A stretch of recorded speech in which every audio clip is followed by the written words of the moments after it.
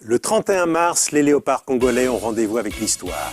Une victoire à Guadalajara les propulserait en effet vers le mondial 2026 pour ce qui serait leur deuxième participation seulement à une Coupe du Monde. 1974, la Coupe du Monde en Allemagne, la seule disputée à ce jour par la République démocratique du Congo qui s'appelait alors le Zaïre.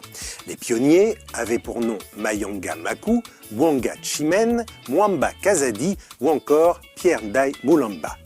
52 ans après, l'équipe congolaise, emmenée par Chancel Mbemba, a l'occasion de renouer le fil mondialiste.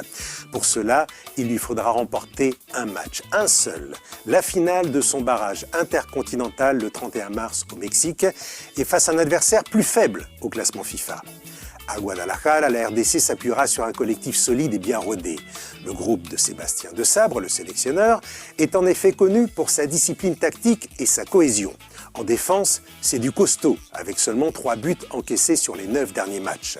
Côté attaque, les redoutables Cédric Bakambu et Fiston Mayele seront là, ainsi que Yohan Wissa, le buteur de Newcastle de retour après avoir manqué la dernière CAN.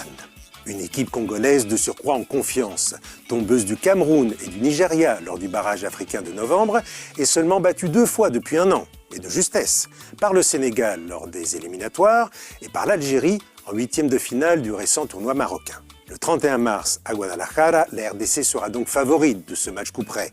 Encore lui faudra-t-il se montrer réaliste offensivement, éviter les sautes de concentration dont elle est parfois coutumière et surtout ne pas céder à la pression de l'enjeu, car au bout, il y aurait la fin d'une très longue attente, une Coupe du Monde aux Amériques et une place dans le groupe K en compagnie du Portugal, de la Colombie et de l'Ouzbékistan.